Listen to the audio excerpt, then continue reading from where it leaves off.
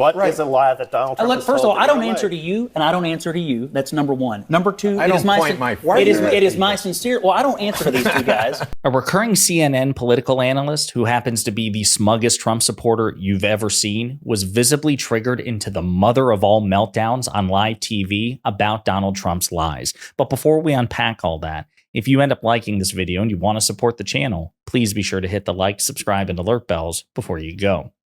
All right, friends, this is a fun one. This is Schadenfreude on steroids because the person in these videos that we're talking about is a guy named Scott Jennings. Not a household name, but he is a very prominent face on CNN. He's a CNN conservative political commentator, and he's an open Trump supporter. He's probably the smuggest Trump supporter you've ever seen, more smug than Ben Shapiro and maybe even Michael Knowles. I want you to think about that. If you see his face and you've watched this channel, you've seen him before.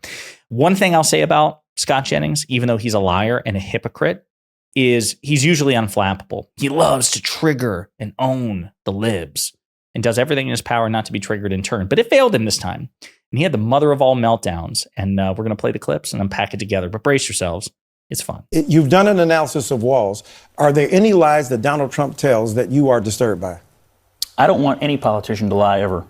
I wish they would all tell the truth all the time. That was a Kamala Harris evasion. What is a lie that Donald Trump Look, first of all, I don't answer to you, and I don't answer to you. That's number one. Number two, it is my sincere. Well, I don't answer to these two guys. It's my sincerest hope that all politicians do the best job they. You've done an analysis.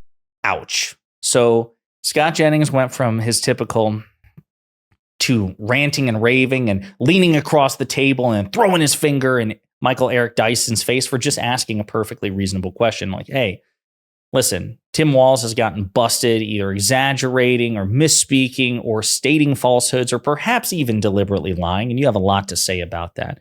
But what about Donald Trump? Given that for every one Walz lie we could find probably 10, 20, 30, 40, 100 of Trump. He is by far the more dishonest person by far. It's reflected in the polls.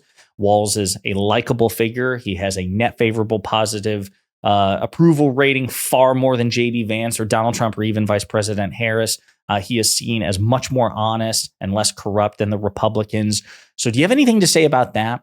And then, of course, when he equivocates, they were like, come on, man, is there something in particular? And then he just snaps because he knows that his hypocrisy is being exposed on live TV. And former Democratic Senator Al Franken was there, of course, to laugh at him as well.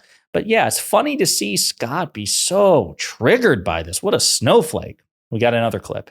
You know, I want to resolve this with you putting your finger in my face. Let me finish, sir. Let me finish. You put your finger in my face and you were aggressive and you said you don't answer. Let me ask you a question, though. I don't. You don't ask me a question. I thought you told us, Abby, that we all should speak among each other, not wait for you. And if it's all right, you're going to ask me for my number after the show? Hang on, Scott and Michael. Brother, don't start. In the spirit of conversation at the table, we're gonna keep the conversation at the table. We're not going to have side chats because it's not helpful. I'm talking. So again, you can just see the body language. He's just like a pouting, petulant child. I will say that side shot that he took at Eric Dyson there, you're going to ask for my number. It's a reference to Eric Dyson being at the heart of a recent scandal with Republican Congresswoman Nancy Mace, who was recently on a panel in which Eric Dyson was there, and they had a heated exchange. Somehow they exchanged phone numbers, and they had taken a picture smiling, I guess either before or after the interview, like behind the scenes, and Eric Dyson sent it to Congresswoman Nancy Mace. And I guess there was some flirty banter that was not appreciated by the Congresswoman, and she publicly called him out for it.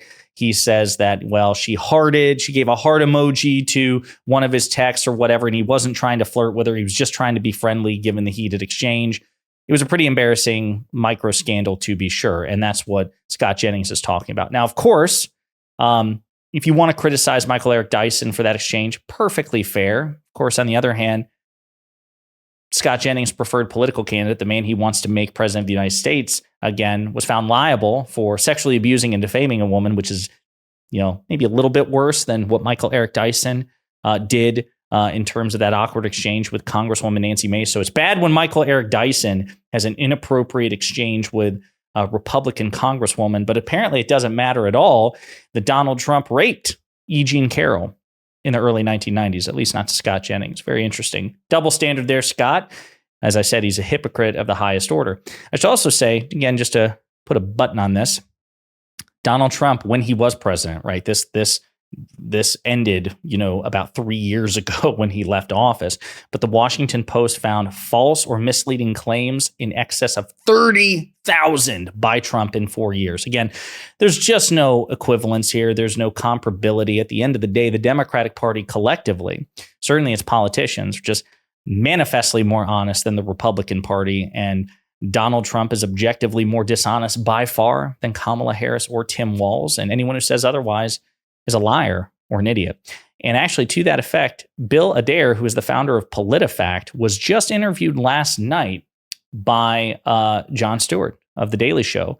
And this distinction, this asymmetry of dishonesty was actually a subject of the conversation. So I want to play this for you as well, because it's definitely worth hearing. And that can take the whole thing. So when we look at the big lie and how it's been weaponized so effectively, you write more by the right than by the left. You've taken criticism because you fact check more people on the right, or you say they lie more. Yes. And better. They're very good at it. Yes. Yes. But you've done it's in here. There's a statistical analysis. Yes. Yeah. What I did for the book was look at fact checks by PolitiFact and by the Washington Post fact checker, and then talked to, I think the most revealing thing was when I talked to Republican politicians and said, why does your party lie more? And it was really revealing. The answers. You just said hey, why do you guys lie more? And they're like, good question, Bill. Yeah. So again, it's just simply the case. I understand that a lot of, again, dishonest people and perhaps cowardly people want to suggest, well, both sides lie. And it's true, both sides do lie. But again, it's like saying a shoplifter and murderer both commit crimes. Well, murder is considerably worse than shoplifting, and it would be pretty dishonest and irrational to not only claim, but even suggest that the two criminals in question are comparably bad. It's the same thing with lies. Everybody lies. Everybody. I've told lies. You've told lies. We've all told lies. We are all liars to one extent or another, right? The question is, to what frequency and severity? Nobody has a perfect, unblemished record of honesty, but to suggest that therefore everyone is equally dishonest is itself dishonest. And that's what we find ourselves in here. Donald Trump and the MAGA Republican Party, unfortunately, are far more prolific and egregious liars than the Democratic Party. And Scott Jennings can't handle that because he's a fragile snowflake. And so I love the meltdown on live TV. It's gone viral. He's being dunked on left, right, and center, as well he should. And I recommend you getting in on the action if you're on Twitter. Let it be known how much contempt you have for this loser. In the meantime, let me know what you think in the comments.